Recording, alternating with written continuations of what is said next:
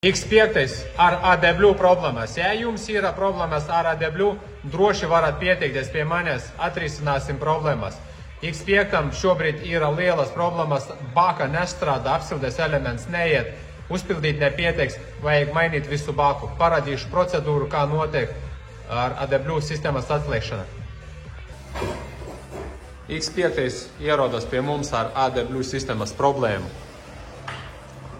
Skatāmies, kas būs iekšā. Paziņojums par AdBlue sistēmas, un viņam ir beidzies baka apsildes elements. Un viss elements būs jāmaina kopā ar baku. Īpašnieks negrib remontēt. Prasa, lai mēs viņu atkodētumiem no sistēmas. Šobrīd nolasījām programmatūru no mašinas. Tūlītās veiksim nepieciešamo modifikāciju. Un rakstīsim iekšā failu un paskatīsimies, kā būs. Īpašnieks gatavojas braukt uz ārzemēm, tā kā būs nepatīkama situācija, mašinu vairs nevarēs iedarbināt pēc AdBlue sistēmas pilnīga izbeigšanas. Pieliek iekšā degvielas, kā daudz komentētāju raksta, pieliek iekšā un viss aizies, nekas tur neaizies. Iekšā lejā apsildes bakas, apsildes elements ir beigts, vari likt iekšā cik gribi, baka ir pilna un vienalga viņš rāda šādus paziņojumus. Taisi resetus, vienalga nekas nepalīdz, kļūdas paliek tikai par AdBlue sistēmu. Nu, tad pēc klienta pieprasīšanas kodējam nost AdBlue sistēmu.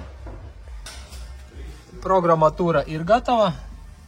Rakstās iekšā fails bez AdBlue sistēmas. Pilnībā pārējais visu oriģinālais. Un redzēsim, kā būs tālāk.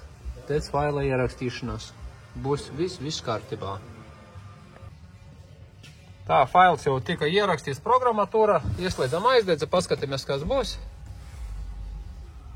Un ja kādu paziņojumu vairs saistībā ar AdBlue nav. Servizu jātaisa, bet nekas neiedegas. Bet viņam uzrādām vēl otru problēmu. Skaties, kāds turbinas devēja sensoris, intake temperature sensora saucamās. Bijis ar eļu ieplūdes kolektors pilnībā aizaudzes. Redzi? Kā labāk šeit. Nu ir traki, tagad vajadzēs mēģināt viņu nomainīt. Mēs uztaisījām pilnvērtīgu diagnostiku pirms kodējot AdBlue sistēmu, konstatējam, ka arī šitais dačiks nestrādā. Īpašnieks paprasīja viņu nomainīt, tūlītās jūtīsim augšā jaunu, liksim iekšā un dosies ceļā uz ārzemēm.